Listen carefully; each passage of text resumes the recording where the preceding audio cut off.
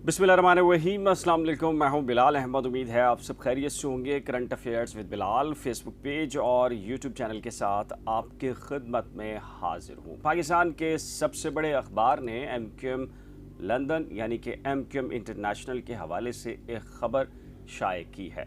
इस खबर के शाया होने और बहुत सारे लोगों के ये दावे हैं कि एमक्यूएम लंदन के पाकिस्तानी इस्टेब्लिशमेंट से पसे पर्दा कुछ राब्ते हुए हैं, या कुछ लोगों के ये दावे हैं कि इधर से उधर और उधर से इधर कुछ राब्ते हुए हैं, कुछ टर्म्स एंड कंडीशन तय की गई हैं।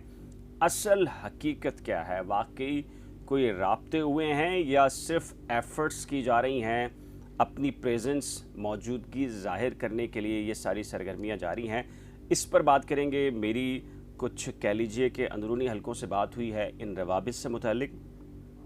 ट्रू पिक्चर क्या है, असल हकीकत क्या है? तो मैं आपके सामने कुछ तफसीलात जो मुझ तक पहुंची हैं, कुछ कह लीजिए कुछ ज़िम्मेदारान से जो मेरी बात हुई है, वो मैं आपके सामने एक ट्रू पिक्चर रख दूंगा। हकीकत क्या है मैं आपको बताने जा रहा हूं। आज एक ख़बर जो जंग अखबार ने शाये की है वो एमक्यूएम इंटरनेशनल से मुतालिक है। इसकी बुनियाद पर बहुत सारे लोग कह रहे हैं कि जी पाकिस्तान के जो अखबारात हैं, टेलीविज़न है, ये मुमकिन नहीं है कि जब तक इस्टेब्लिशमेंट की मर्ज़ी ना हो तो वो किसी के ख़िलाफ़ या हक़ में कोई ख़बर शाया या नशर कर सकते हैं। ये बात किसी हद तक दुरुस्त है पाकिस्तानी अखबारात और टेलीविज़न के हवाले से। तो फिर ये जो जंग अखबार ने आज एमक्यूएम इंटरनेशनल के हवाले से ख़बर शाया की है कि जी एमक्यूएम इंटरनेशनल की सरगर्मियाँ कराची और शहरी सिंध और पूरे सिंध के मुख्तलिफ जो शहर हैं उनमें बढ़ गई हैं। ख़ासकर जो ईद उल अज़हा गुज़री है, इस मौका पर जो कुर्बानी का गोश्त है वो मुक्का चौक से लेकर कराची के मुख्तलिफ इलाकों में बानी एमक्यूएम है उनकी तस्वीर के साथ तकसीम किया गया है। इसके अलावा जो शहरी सिंध हैं उनके मुख्तलिफ कह लीजिए कि कुछ पॉकेट्स हैं, उनके अंदर भी ये सरगर्मियाँ जारी रही हैं और ईद मुबारक के पोस्टर्स और बैनर्स भी आवेज़ा हैं। तो कुछ लोग ये कह रहे हैं कि ये मुमकिन नहीं है कि कराची शहर के अंदर या सिंध के दीगर शहरों में ये सरगर्मियाँ हों, इस्टेब्लिशमेंट नज़र भी रखे हो और कुछ गिरफ्तारियाँ भी ना हों, और फिर उसके बाद इन सरगर्मियों की बाकायदा तौर पर कवरेज भी हो जाए और मीडिया के अंदर भी आ जाए।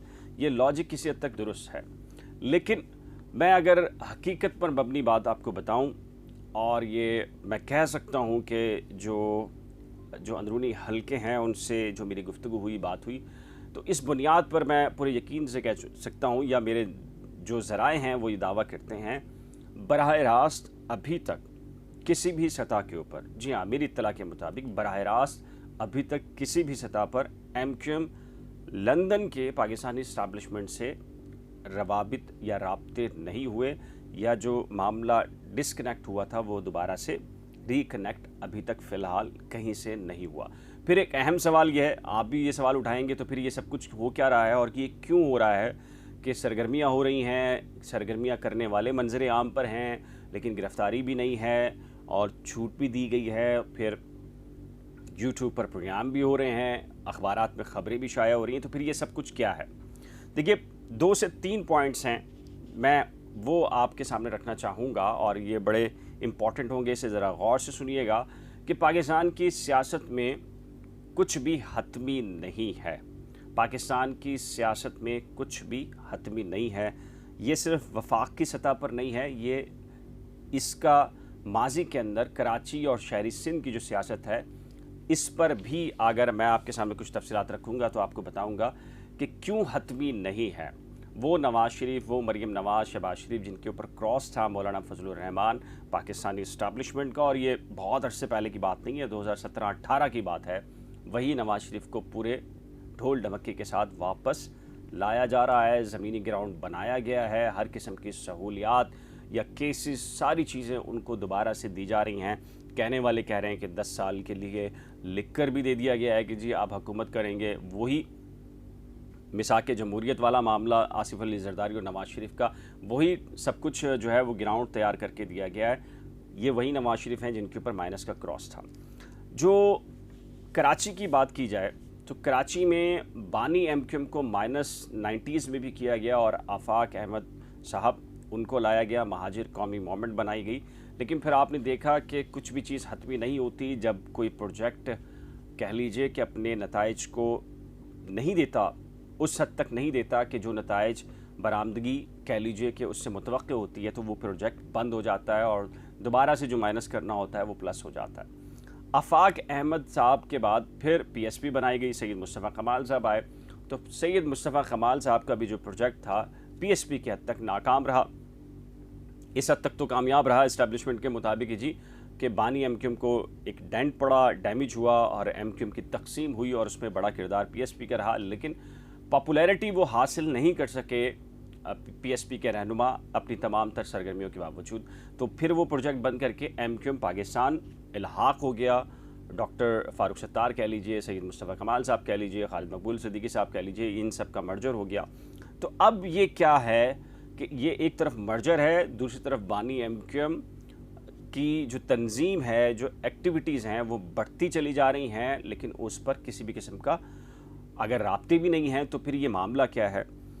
देखिए, इसमें एक से दो जो कह लीजिए कि ज़राए हैं वो ये कहते हैं कि इसमें इम्कानात गालिबन क्या हो सकते हैं। उसमें एक इम्कान तो ये है कि एमक्यूएम पाकिस्तान के इल्हाक को डराने के लिए, खौफ पैदा करने के लिए, या वो जो टारगेट्स हैं या उनकी जो लाइन और लेंथ कह लीजिए कि उनकी पॉलिसीज़ क्या होनी चाहिए, जो उनको मिलती है वो उसके मुताबिक चले।